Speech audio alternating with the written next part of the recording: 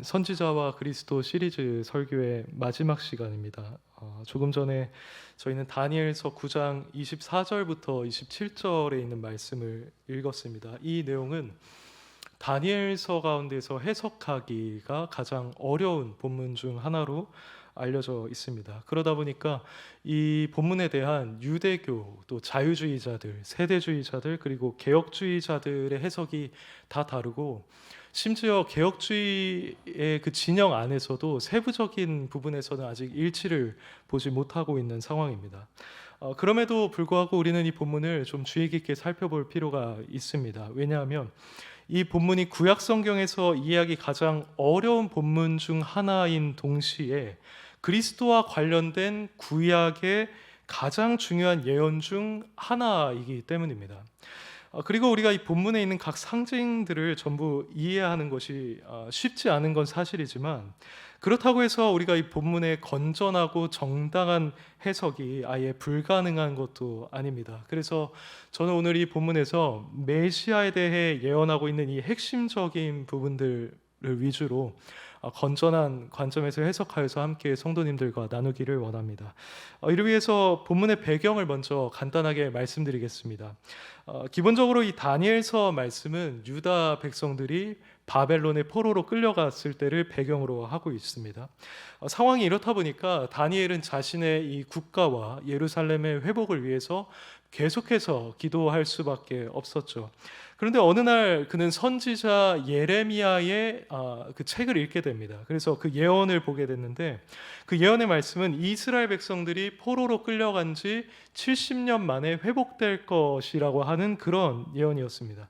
그런데 이 다니엘이 이 책을 묵상하고 있었을 때는 마침 그 70년의 기간이 거의 다 채워진 상황이었습니다. 이렇게 회복의 때가 임박한 것을 알게 된 다니엘은 금식까지 하면서 평소보다 더욱더 열심을 내어서 기도하기를 시작했습니다. 그것이 바로 우리가 9장 1절부터 3절 사이에 있는 내용을 통해서 알 수 있는 사실입니다. 그리고 나서 4절부터 19절까지는 다니엘이 했던 기도의 내용이 나오고요. 이어지는 20절 이하의 내용을 보시면 기도의 응답으로 가브리엘이 다니엘에게 다가오는 장면이 등장을 합니다. 이때 가브리엘은 자신이 하나님의 그 응답을 알리러 왔다고 말을 하죠. 그러면서 그가 본격적으로 다니엘에게 전해준 계시가 바로 오늘 우리가 읽은 24절부터 27절에 있는 말씀입니다. 24절을 보시면 가브리엘은 내 백성과 내 거룩한 성을 위해 70 기한으로 정하였나니 라고 합니다. 여기서 70, 곧 70이라고 하는 숫자는 다니엘에게 있어서 익숙할 수밖에 없었습니다. 왜냐하면 그는 조금 전에 이 70년 동안 예루살렘이 황폐할 것이라고 하는 말씀을 묵상했기 때문이었습니다. 그렇다면 왜 가브리엘은 여기서 70이라는 이 숫자를 동일하게 사용하고 있는가 했을 때, 그것은 이전의 고통과 심판이 그 70년이 끝나게 되고 이후에는 동일하게 70이란 말로 상징되는 회복의 때를 예언하기 위함이었습니다.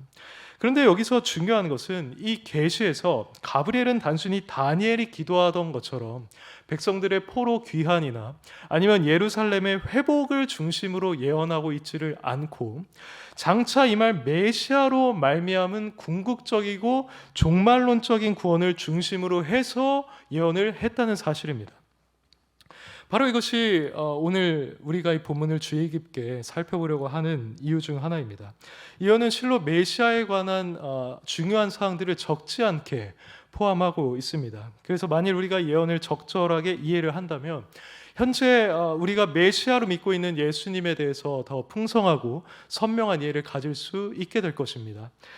이제 본격적으로 본문 말씀을 한번 살펴보려고 하는데요. 이 계시를 토대로 저는 오늘 본문에 있는 두 가지 교훈을 함께 나눠보기를 원합니다. 그 첫 번째는 우리는 이 계시를 통해서 우리가 믿고 있는 이 예수님이 바로 구약 성경에서 지금까지 일관되게 예언해온 그 메시아라는 사실에 대해 더욱 큰 확신을 가질 수 있다는 것입니다.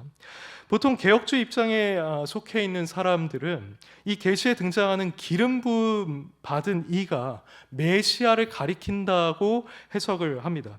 이 기름 부음 받은 이는 24절 하반절에 등장을 하고 25절과 26절에서도 등장을 하고 있습니다. 본래 메시아라는 이 히브리어 자체가 기름 부음 받은 자라는 의미를 갖고 있기 때문에 이런 해석은 정당한 것입니다. 물론 유대교나 자유주의 신학을 따르고 있는 사람들은 이 기름 부음 받은 자는 메시아가 아니라 특정한 시점에 실제로 기름 부음을 받았던 대제사장과 같은 역사적 인물이라고 주장하기도 합니다. 하지만 우리는 여기서 이 기름 부음 받은 자가 메시아, 특별히 우리가 믿는 예수님을 가리킨다는 사실을 지지하는 충분한 근거를 갖고 있습니다. 우선 제일 처음에 등장하는 이 24절 말씀이 그러합니다. 여기에는 회복의 시대에 하나님의 백성들에게 주어질 은혜들이 쭉 나열이 되고 있습니다. 예를 들어서 죄가 끝나고 죄가 용서되고 영원한 의가 드러날 것이라고 말을 합니다. 그런데 우리가 상식적으로만 생각을 해봐도 일반적인 대제사장이나 아니면 스룹바벨과 같은 영향력 있는 인물은 인간들의 죄를 끝나게 하거나 아니면 용서할 수가 없고 우리에게 영원한 의를 가져다 줄 수도 없는 존재들입니다. 이것들은 오직 이상적인 구세주인 메시아이신 예수님의 속죄 사역에 의해서만 우리에게 전달될 수 있는 은혜들입니다.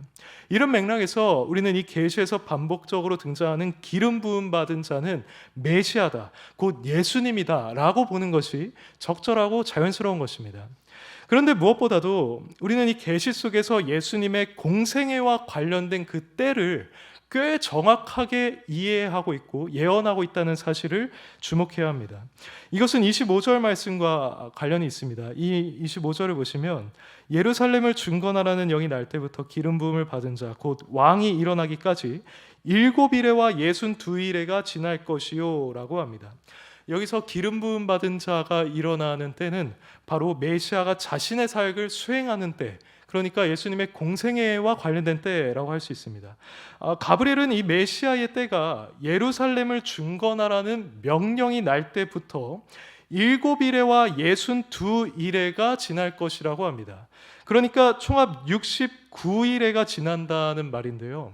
한 일회를 7년으로 우리가 계산을 하면 69일에는 대략 480년이 됩니다.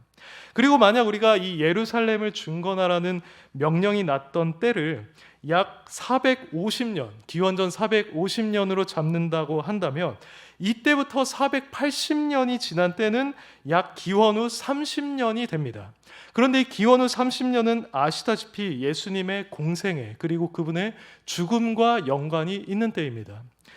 물론 우리는 이 계산이 1년 단위까지 정확하게 들어맞는가를 확인할 수는 없습니다. 하지만 이 계시가 예루살렘 성의 재건으로부터 시작을 해서 예수님의 공생애와 관련된 때까지의 기간을 꽤 정확하게 예언하고 있다는 사실은 우리가 부인할 수 없습니다.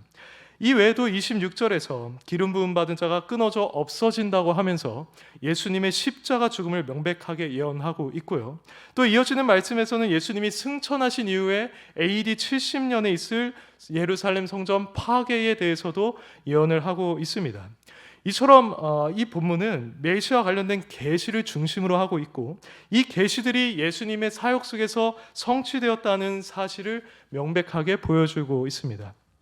그렇다면 이것이 우리에게 시사하고 있는 바가 무엇인가 했을 때 그동안 제가 이 시리즈 설교를 통해 반복해서 말씀을 드린 것처럼 우리가 믿는 이 예수님이 바로 구약에서 일관되게 예언했던 바로 그 메시아가 맞다는 사실입니다. 우리가 지금까지 살펴본 그 선지서의 말씀들은 예수님이 메시아라고 일관되게 증언하고 있었죠. 이사야 말씀, 예레미야 말씀, 에스겔의 말씀을 한번 떠올려 보시기를 바랍니다. 그 말씀들은 분명히 메시아를 가리키고 있었고 우리는 그것이 예수님의 인격과 사역 속에서 성취됐다는 사실을 확인해 왔습니다. 그런데 이 메시아와 관련된 다니엘서의 예언들도 예수님의 인격과 사역 속에서 성취된 것이 너무나도 분명해 보입니다. 그러므로 어떤 의미에서 우리는 예수님이 바로 그 메시아라고 하는 사실에 대한 충분한 증거를 이미 가지고 있는 셈인 것입니다. 신약 시대에 이 예수님을 따랐던 제자들은 이 점을 상당히 중요하게 여겼습니다. 예수님이 선지자들의 예언을 그대로 성취하셨다라고 하는 이 사실은 그들이 지니고 있었던 그 신앙의 아주 든든한 토대가 되었죠. 그래서 마태는 이것의 중요성을 알았기 때문에 복음서를 기록하면서 예수님이 선지자들의 예언을 성취했던 일을 반복해서 기록했습니다. 그리고 빌립이 예수님을 만난 뒤 나다나엘에게 가서 이렇게 말했죠. 모세가 율법에 기록하였고 여러 선지자가 기록한 그 일을 우리가 만났다라고 했습니다. 뿐만 아니라 사도들은 복음을 전할 때도 이 사실을 상당히 강조했습니다. 베드로는 사도행전 3장 18절에서 하나님이 모든 선지자의 입을 통하여 그리스도께서 고난받으실 것을 미리 알게 하셨다라고 했고요. 바울은 로마서 1장 2절에서 자신이 전하고 있는 이 복음은 하나님이 선지자들을 통하여 그의 아들에 관해 성경에서 미리 약속하신 것이다 라고 명시했습니다. 이처럼 제자들이 자신들의 신앙에 있어서 메시아에 대한 이 예언들과 그 예언들을 예수님이 성취하셨다는 사실을 중요하게 여기고 있었다고 한다면 우리도 동일하게 그렇게 해야 합니다. 우리도 그들과 동일한 인식을 가지고 그들이 고백했던 것과 같은 의미에서 주는 그리스도십니다. 즉 주는 구약시대의 선지자들이 예언해 왔던 그 영광스러운 메시아입니다 라고 고백할 수 있어야 한다는 것입니다. 사실 우리가 이렇게 예수님을 메시아라고 고백하는 것은 이성적인 측면에서 고려했을 때도 상당히 합리적인 일이라고 할 수 있습니다. 한 전문가에 따르면 누군가 이 성경에 기록된 메시아의 예언 중 단 8개의 예언을 성취할 확률만 해도 1만 조분의 1이라고 합니다. 그런데 예수님은 그분의 인격과 사역 속에서 그 이상을 성취하셨죠. 인류 역사상 그 누구도 예수님처럼 메시아에 대한 이 구약의 예언을 성취한 인물은 없었습니다. 물론 여기서 어떤 사람들은 예수님이 의도적으로 그 예언을 따라 행하면서 마치 자신이 예언을 성취한 것처럼 보이신 것이 아니냐라고 반박할 수 있습니다. 이것은 그럴듯한 주장이지만 누군가의 조상, 그리고 출생 장소, 출생 시기, 그가 죽는 방식과 그의 죽음 이후에 있을 일들은 한 개인의 의도만으로는 결코 결정될 수가 없는 것들입니다. 이런 점들을 봤을 때 우리가 구약의 예언을 토대로 예수님을 메시아라고 고백하는 것은 충분히 합리적인 일이고요. 실제로 많은 유대인들이 구약의 이 메시아 예언을 연구하다가 예수님을 메시아로 믿게 된 경우가 상당히 많다고 합니다. 하지만 여기서 우리는 예수님을 이 메시아로 믿는 것이 단순히 이성적인 설득에 의해서 이루어지는 것은 결코 아니라는 점도 기억할 필요가 있습니다. 베드로가 예수님에 대해서 주는 그리스도시요 살아계신 하나님의 아들입니다 라고 고백했을 때 예수님이 이렇게 대답하셨죠. 바요나 시므나 내가 복이 있도다. 이를 내게 알게 하니는 혈육이 아니요 하늘에 계신 내 아버지시니라고 했습니다. 이 말씀은 베드로가 예수님을 메시아로 고백할 수 있었던 것이 바로 그의 심령에 또 지성에 역사하셨던 하나님의 은혜 때문이었다는 것입니다. 이것은 우리에게 그대로 적용될 수가 있는 진리입니다. 만일 여러분이 현재 예수님을 구약의 예언을 성취한 그 메시아다라고 지금 믿고 계신다면 그것은 단순히 여러분들의 이성적인 과정에 의해서 이루어진 일이 아닐 것입니다. 오히려 그것은 여러분들의 지성을 밝히시고 여러분들의 심령에 역사하셨던, 그래서 믿음을 부여하시는 하나님의 은혜 때문에 이루어진 일인 것입니다. 따라서 우리는 현재 예수님에 대한 그 신앙 고백이 우리 자신에게서 나온 것이 아님을 기억하고 이 고백을 가능케 하신 하나님께 감사하는 동시에 우리의 이 신앙 고백을 매우 귀하게 여겨야 할 것입니다. 그리고 더 나아가서 우리에게 주신 이 믿음을 그 하나님께서 더 굳건하게 해주시고 더 강화시켜 주시기를 간구해야 합니다. 그래서 우리가 예수님은 메시아라는 이 사실에 대해서 더 큰 확신을 갖고 또 수백 년 전부터 예언되셨다가 이 세상에 오신 그 예수님의 영광이 어떠한 것인지를 더 알게 되어야만 합니다. 그 확신과 그분의 영광에 대한 우리의 인식이 충분해진다고 한다면 우리는 그분의 뜻에 순종하며 또 그분을 위해서 살아가는 우리의 삶을 결코 아깝다고 생각하지 않을 것입니다. 정말 그분이 하나님에 의해서 영원전부터 예비된 분이시고 구약의 예언들을 다 이루신 참된 메시아가 맞다고 한다면 그분을 위한 우리의 삶과 우리의 희생과 그분을 향한 우리의 사랑이 어떻게 헛될 수가 있겠습니까? 하나님의 은혜로 우리가 보다 더 높은 수준의 믿음과 확신을 가지게 된다면 우리는 그것을 우리의 희생이나 손해가 아니라 오히려 영광으로 여기게 될 것입니다. 그리고 우리는 죽는 날까지 그분을 따라서 기쁨으로 자신을 부인하면서 나 자신의 십자가를 지고 그 메시아를 따르는 삶을 살아가게 될 것입니다.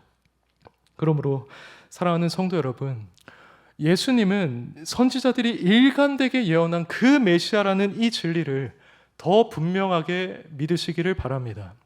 그리고 이 사실에 대한 믿음을 더 굳건하게 해주시고 그분의 영광을 더 보게 해달라고 그 아버지 하나님께 기도하시기를 바랍니다. 그렇게 할 때 하나님은 여러분의 심령과 지성에 이 빛을 비추어 주실 것이고 여러분의 그 남은 삶을 이분을 위한 산재물로 살아가게 하는데 전혀 부족함 없게 해주실 것입니다. 이상으로 우리는 예수님이 구약에서 일관되게 예언된 메시아라는 사실을 살펴봤습니다. 이 내용을 토대로 했을 때 모든 인간이 이분을 메시아로 믿어야 한다는 사실은 너무나 분명하죠. 그런데 우리가 여기서 한 가지 확실하게 하고 넘어갈 부분이 있습니다. 그것은 곧 예수님이 메시아라는 사실은 너무나 분명한데 과연 그분은 어떤 목적을 가지고 이 세상에 메시아로 오셨는가 하는 점입니다. 저는 오늘 이 부분을 두 번째 요점으로 성도님들과 함께 나누길 원합니다. 본문에 계시는 이 질문에 대한 답을 너무나 분명하게 보여주고 있습니다. 이 본문에 따르면 우리는 메시아이신 예수님이 그 어떤 목적도 아닌 우리의 죄를 끝내시기 위해서 이 세상에 오셨다는 사실을 알 수 있습니다. 메시아이신 예수님은 유대인들이 기대했던 것처럼 단순히 비범하고 또는 심오한 존재로서 영광을 받기 위해서 이 땅에 오셨던 것이 아니었습니다. 오히려 그분은 이 세상에 오실 때 직접적으로 겨냥하고 있는 것이 있었고 초점에 맞추고 있는 것이 있었습니다. 그래서 반드시 해결하기로 작정한 그 문제가 있었는데 그것은 다름 아닌 우리 인간들의 죄라는 문제였습니다. 우리는 이것을 24절에 있는 말씀을 통해서 추론할 수가 있습니다. 이 말씀에는 메시아에서 인간들에게 주어질 복이 집약되어서 나타나고 있습니다. 그런데 여기에는 인간이 이 세상에서 누리는 복이나 아니면 부, 명예, 형통이 약속되어 있지 않습니다. 오히려 인간의 죄악과 관련된 문제가 철저하고 완벽하게 해결될 것이 약속되어 있습니다. 예수님은 바로 이 문제를 해결하기 위해서 이 세상에 오셨던 것입니다. 그렇다면 구체적으로 이 계시는 예수님에 의해서 어떻게 성취가 되었을까요? 먼저 가브리엘은 여기서 허물이 그치며라고 했습니다. 여기서 허물이 그친다는 것은 쉽게 번역을 하자면 사람들이 하나님께 반역하는 일을 이제는 그치게 한다는 것입니다. 모든 인간은 날 때부터 죄인이기 때문에 기본적으로 하나님에 대한 적대감을 갖고 있습니다. 종종 나는 하나님을 안 믿고 그냥 관심이 없을 뿐이다. 난 그분의 원수가 아니고 난 적대감을 갖고 있지도 않다라고 하는 분들이 계신데 하나님과의 관계에 있어서 하나님에 대한 무관심은 곧 반역으로 간주될 수밖에 없습니다. 성경은 하나님이 없다고 하는 것, 그리고 그 마음에 하나님 두기를 싫어하는 것이 하나님을 반역하는 죄인들의 중요한 특징 중 하나라고 지적하고 있습니다. 실로 오늘날 많은 사람들은 하나님에 대해 무관심한 상태로 자기 자신을 중심으로 하고 있고 자신이 직접 주도하고 또 판단하는 삶을 살아가고 있습니다. 이것은 하나님에 대한 명백한 반역이고 인간이 근본적으로 가지고 있는 그 죄악의 본질이라고 할 수 있습니다.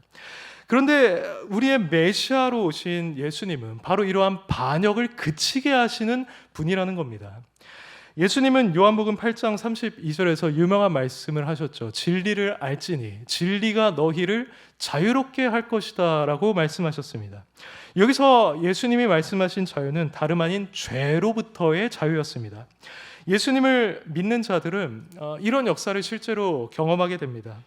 이전에 즐겼던 술이나 담배를 끊는다든지 아니면 언행이 거룩하게 달라지는 모습을 보입니다. 그리고 무엇보다도 이들은 더 이상 자신을 중심으로 하는 그 반역의 삶을 더 이상 살아가지 않게 됩니다. 그 대신 이제는 하나님을 중심으로 하는 삶, 나의 뜻 대신 하나님의 뜻을 따르고 순종하는 삶, 그리고 이전엔 마음에 하나님 두기를 싫어했다면 이제는 그분이 나와 함께 하기를 마치 사슴처럼 갈급해하는 삶을 살아가게 된다는 것입니다. 이런 식으로 그들은 진리로 인한 그 자유를 경험하게 되는 것이고요. 여기서 예언한 것처럼 그들의 삶에서 실로 그 반역이 그치게 되는 것입니다. 하지만 예수님은 이러한 반역만 그치게 하실 뿐만 아니라 우리가 가지고 있던 이 모든 죄책에서도 우리를 완전히 자유케 하는 분이십니다. 이것이 24절에서 죄가 끝나며 라는 말로 표현이 되고 있습니다.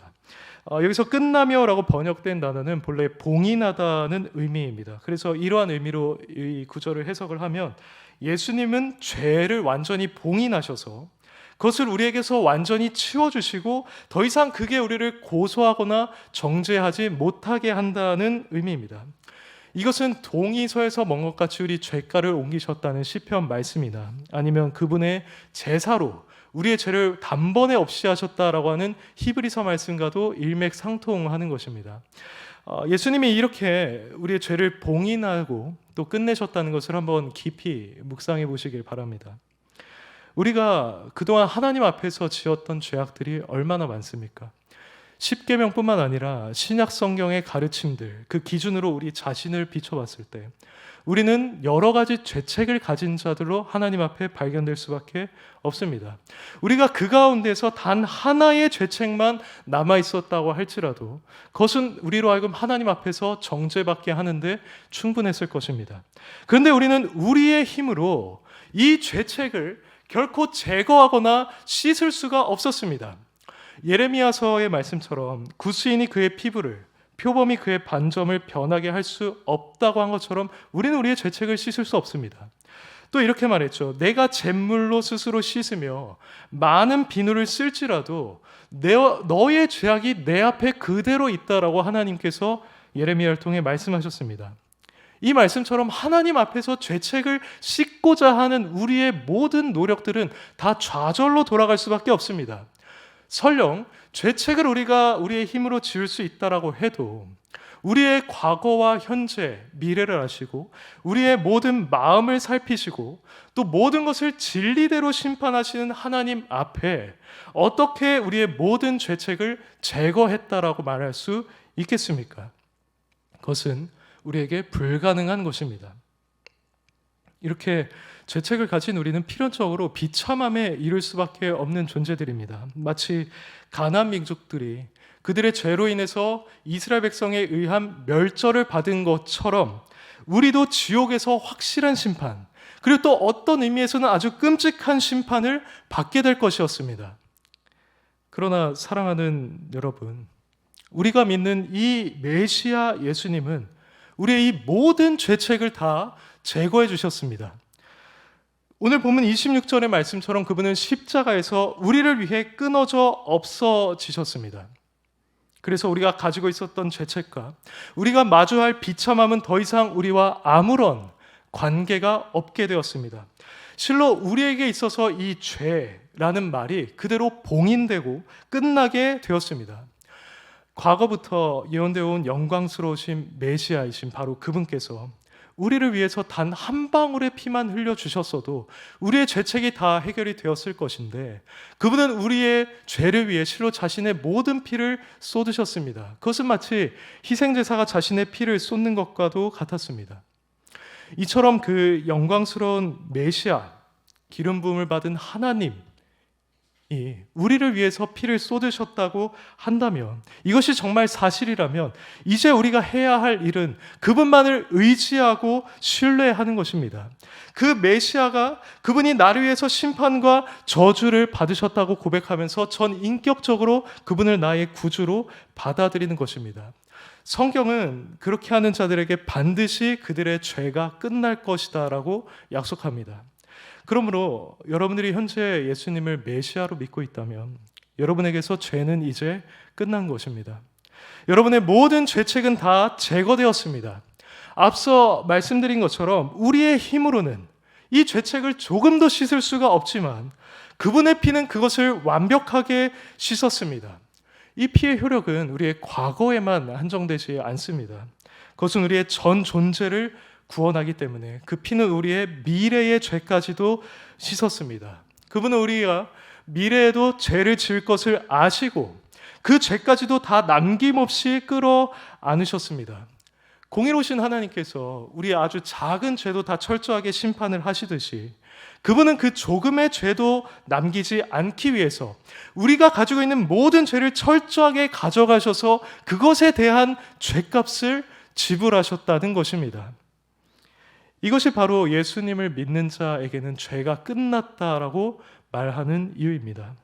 만일 지금까지 다룬 내용이 사실이라고 한다면 이처럼 죄가 끝난다는 것은 정말 필연적인 일이지 않겠습니까? 정말 그분이 이 모든 선지자들의 예언을 성취한 그 메시아가 맞다면, 그리고 그분이 이 목적을 이루기 위해서 오셨고 이것을 위해 그토록 큰 희생을 치르셨다고 한다면 그 효력이 그분을 믿는 우리에게 단번에 그리고 완벽하게 주어질 것은 너무나 분명하지 않습니까? 그러므로 이 예수 그리스도를 여러분의 메시아로 받아들이시고 그분이 여러분의 모든 죄를 끝내셨다는 사실을 믿음으로 받아들이시기를 바랍니다. 사실상 이것이 이 선지자와 그리스도 시리즈 설교의 결론입니다. 그분은 우리의 죄를 끝내기 위해서 이 세상에 오신 메시아입니다. 그분은 우리의 죄를 끝내시고 24절에서 말하는 것처럼 우리에게 영원한 의를 덧입혀 주셨습니다. 그 어두컴컴한 죄가 종말을 맞이했을 때 우리의 영혼 안에는 아주 밝은 정결함과 의로움으로 가득 채워지게 되었습니다. 이 의는 영원하기 때문에 그 누구도 이 의를 우리에게서 빼앗아갈 수가 없습니다. 아무리 사탄이 우리를 고소하고 심지어 우리 자신이 스스로를 정죄한다고 해도 이 영원한 의를 우리가 얻었다고 한다면 우리는 영원한 의인입니다. 이렇게 우리가 영원한 의인이기 때문에 우리는 그분의 나라에 들어갈 수가 있는 것이고 그분과 영원한 생명을 누릴 수가 있게 되는 것입니다. 사랑하는 성도 여러분, 여러분은 이 메시아이신 예수님을 이러한 구주로 받아들이셨습니까? 그것이 여러분의 모든 죄를 끝낼 수 있다는 이 사실을 믿고 알고 계십니까? 저는 대부분 그럴 것이라고 믿지만 혹시나 이 사실이 다소간 모호한 분이 계시다면 지금이라도 이 메시아이신 그리스도를 여러분의 구주로 메시아로 받아들이시기를 바랍니다. 그 영광스러운 메시아, 십자가에 죽어서 죄인의 모든 죄를 끝내신 그분께 나아가서 그분을 믿음으로 받아들이시기를 바랍니다. 그럼 여러분의 모든 죄책이 제거될 것이고 죄로 오염되었던 여러분의 죄악된 삶도 끝나게 될 것입니다. 그리스도 안에서 이렇게 죄와 관련된 것이 하나하나 소멸되고 오직 여러분에게 주신 영원한 의와 성령으로 말미암은 거룩한 본성만이 여러분에게 남게 될 것입니다. 부디 우리 모두가 이분을 참으로 알고 또 믿음으로써 진정한 의미에서 베드로가 고백했던 것처럼 주는 그리스도시요 살아계신 하나님의 아들입니다 라고 고백하기를 소원합니다. 그래서 우리 모두가 그분으로 말미암은 기쁨 그리고 평강을 이 세상에서 누리고 그분이 메시아라는 사실을 열심히 전파하다가 훗날 그분의 나라에 참여할 수 있기를 간절히 소원하겠습니다.